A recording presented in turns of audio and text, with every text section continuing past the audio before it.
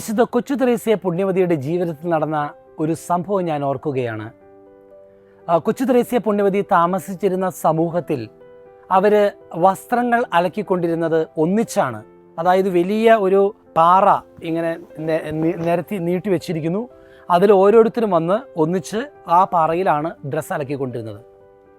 അങ്ങനെ ഇരിക്കുമ്പോൾ കൊച്ചു ത്രേസ്യ പുണ്യവതി ഡ്രസ്സ് അലക്കാനായിട്ട് അവിടെ വന്ന് ഡ്രസ്സ് അലക്കിക്കൊണ്ടിരിക്കുമ്പോൾ തൊട്ടരികിൽ നിന്നിട്ട് വേറൊരു കന്യാസ്ത്രീ ഡ്രസ്സ് അലക്കി കഴിയാറായി. ഈ കന്യാസ്ത്രീ എന്ത് ചെയ്തെന്നറിയാമോ? അവരുടെ മുഷിഞ്ഞ് കൂറിയ ആ ഡ്രസ്സ് ചെളിവെള്ളം വളരെ ശക്തമായി ആ പാറയിലടിച്ച് ആ ചെളിവെള്ളമെല്ലാം കൊച്ചു ത്രേസ്യ പുണ്യവതിയുടെ ഡ്രസ്സിലേക്ക് തെറിപ്പിച്ചുകൊണ്ടിരുന്നു.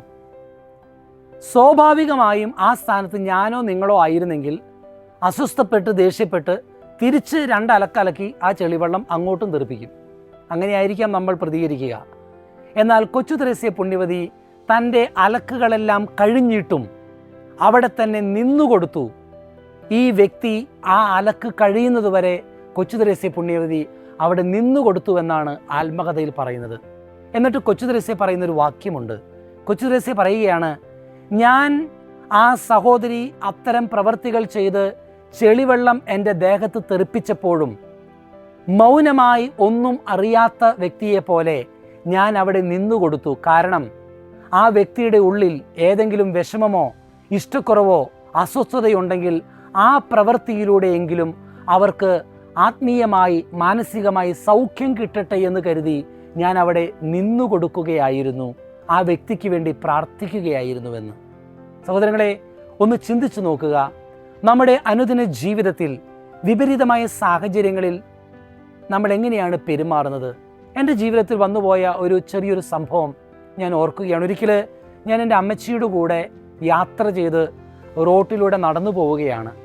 പെട്ടെന്ന് ഒരു വലിയൊരു ബൊലേറോ കാറ് ഹൈ സ്പീഡിൽ യാത്ര ചെയ്ത് ആ തൊട്ടു മുമ്പിൽ കിടന്ന ആ ഒരു ഗട്ടറിൽ വെള്ളം തെറിപ്പിച്ച് എൻ്റെ ഡ്രസ്സ് മുഴുവനും ചെളിയായൊരവസ്ഥയിൽ ഞാൻ അവിടെ നിൽക്കുകയാണ്. പെട്ടെന്ന് എനിക്ക് ഭയങ്കര ദേഷ്യം വന്നു.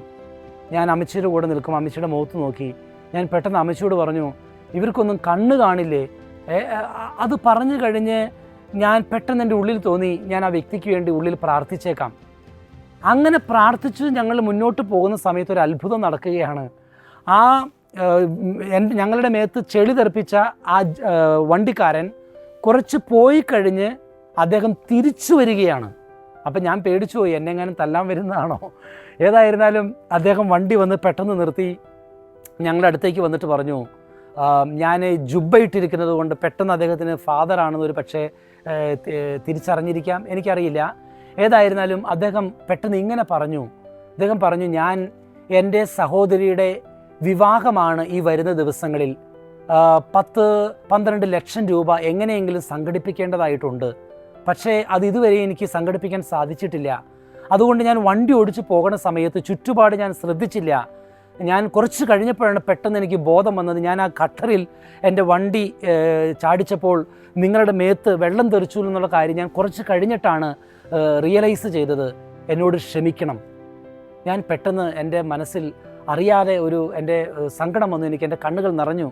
ഞാൻ അറിയാതെ ചിന്തിച്ചു, കർത്താവേ, ഇങ്ങനെ യാത്ര ചെയ്തു പോയ വ്യക്തി ഒരിക്കലും മനസ്സുകൊണ്ട് അറിയാതെയാണല്ലോ എൻ്റെ മേത്ത് വെള്ളം തെറിപ്പിച്ചത്. പക്ഷേ ആ വ്യക്തി ആ യഥാർത്ഥത്തിലുണ്ടായ കാര്യം പറഞ്ഞു കഴിഞ്ഞപ്പോൾ എനിക്ക് വളരെ സങ്കടം തോന്നി. ഞാനും ആ വ്യക്തിയോട് മാപ്പ് ചോദിച്ചു. പെട്ടെന്ന് എൻ്റെ മനസ്സിലേക്ക് ഒരു കാര്യം കടന്നു വരികയാണ്. ഒരു പക്ഷേ നമുക്ക് എതിര് നിൽക്കുന്ന വ്യക്തികൾ, നമ്മളെ വിഷമിപ്പിക്കുന്ന വ്യക്തികൾ, നമ്മളെ എതിർക്കുന്ന വ്യക്തികൾ, ഒരു പക്ഷേ അവരറിഞ്ഞുകൊണ്ടായിരിക്കാം ചെയ്യുക. കൊച്ചു ത്രേസ്യ പുണ്യവതിയുടെ ജീവിതത്തിൽ ഉണ്ടായ സംഭവം പോലെ, അല്ലെങ്കിൽ അറിയാതെ ആയിരിക്കാം എൻ്റെ ജീവിതത്തിലുണ്ടായ സംഭവം പോലെ. എന്തുമാകട്ടെ, ഒരു ആത്മീയമായ പാഠം വിശുദ്ധരുടെ ജീവിതത്തിൽ നമ്മെ പഠിപ്പിക്കുന്നത്, വിപരീത സാഹചര്യത്തിൽ നമ്മെ എതിർക്കുന്നവർ, നമ്മളെ കുറ്റം പറയുന്നവർ, നമ്മുടെ സൽപ്പേര് നശിപ്പിക്കുന്നവർ, നമുക്ക് സങ്കടങ്ങൾ പകർന്നു തരുന്നവർ, അവരെല്ലാവരും ഏതെല്ലാം സാഹചര്യത്തിലായിക്കോട്ടെ നമ്മോട് അപ്രകാരം പെരുമാറുന്നത്. ഈശോ പറഞ്ഞ ഒരു വചനമുണ്ട്, നിങ്ങൾ നിങ്ങളുടെ ശത്രുക്കളെ അനുഗ്രഹിക്കുവിൻ, അവർക്ക് വേണ്ടി പ്രാർത്ഥിക്കുവിൻ, അവർക്ക് നന്മകൾ ചെയ്യുവിൻ. ഏറ്റവും ചെയ്യാവുന്ന വലിയ നന്മ എന്താണ്? നമ്മെ വിഷമിപ്പിച്ചവർക്ക്, നമുക്ക് സങ്കടം തന്നവരോട് നമുക്ക് ചെയ്യാവുന്ന ഏറ്റവും വലിയ നന്മ എന്ന് പറയുന്നത് അവർക്ക് വേണ്ടി പ്രാർത്ഥിക്കുക എന്നതാണ്. അങ്ങനെ പ്രാർത്ഥിച്ചു കഴിയുമ്പോൾ അത്ഭുതകരമായ മാറ്റം സംഭവിക്കും. കൊച്ചു ത്രേസ്യ പുണ്യവതിയുടെ ജീവിതത്തിൽ ഏറ്റവും കൂടുതൽ വേദന നൽകിയ, സങ്കടം നൽകിയ ഒരു സിസ്റ്റർ ആ കമ്മ്യൂണിറ്റിയിലുണ്ടായിരുന്നു. ആ സിസ്റ്ററിനാണ് കൊച്ചു ത്രേസ്യ പുണ്യവതി മരിച്ചു കഴിഞ്ഞപ്പോൾ കൊച്ചു ത്രേസ്യ പുണ്യവതിയുടെ ആദ്യത്തെ അത്ഭുതം സംഭവിക്കുന്നത്. തനിക്ക് ഏറ്റവും കൂടുതൽ സങ്കടം നൽകിയ വ്യക്തിക്കാണ് കൊച്ചു ത്രേസ്യ പുണ്യവതിയുടെ ആദ്യത്തെ അത്ഭുതം സംഭവിക്കുന്നത്. തന്നെ ഏറ്റവും കൂടുതൽ വേദനിപ്പിച്ച വ്യക്തിക്കാണ്, ആ കന്യാസ്ത്രീക്കാണ്. കാരണം തന്നെ വേദനിപ്പിച്ച ആ കന്യാസ്ത്രീ കൊച്ചു ത്രേസ്യ പുണ്യവതി മരിച്ചു കഴിഞ്ഞപ്പോൾ അടുത്തിരുന്നിട്ട് ഇങ്ങനെ പറഞ്ഞു, നീ വലിയ വിശുദ്ധിയാണെന്ന് എനിക്ക് തോന്നണ്ട, നീ ദൈവത്തിൻ്റെ മുമ്പിൽ എത്തിയിട്ടുണ്ടെങ്കിൽ നീ വിശുദ്ധിയാണെന്ന് ഞാൻ വിശ്വസിക്കാം, എൻ്റെ ഉദരസംബന്ധമായ രോഗം നീ സുഖപ്പെടുത്തുകയാണെങ്കിൽ. അങ്ങനെ പറഞ്ഞ് പ്രാർത്ഥിച്ചു. ഈ വ്യക്തി അവിടെ നിന്ന് എഴുന്നേറ്റ് പോയി. അത്ഭുതമെന്ന് പറയട്ടെ, കൊച്ചു ത്രേസ്യ പുണ്യവതി ഏറ്റവും കൂടുതൽ വേദനിപ്പിച്ച ആ വ്യക്തിയുടെ ഉദരസംബന്ധമായ രോഗം അത്ഭുതകരമായി സൗഖ്യം പ്രാപിക്കുകയാണ്. ദൈവത്തിൽ ചാരി നിൽക്കുന്ന വ്യക്തികൾക്ക് ശത്രുക്കളില്ല. അവരെല്ലാവരും എന്ത് ചെയ്യണം? ദൈവം ചെയ്ത പ്രവൃത്തി ദൈവം ചെയ്തതുപോലെ തന്നെ ചെയ്യണം.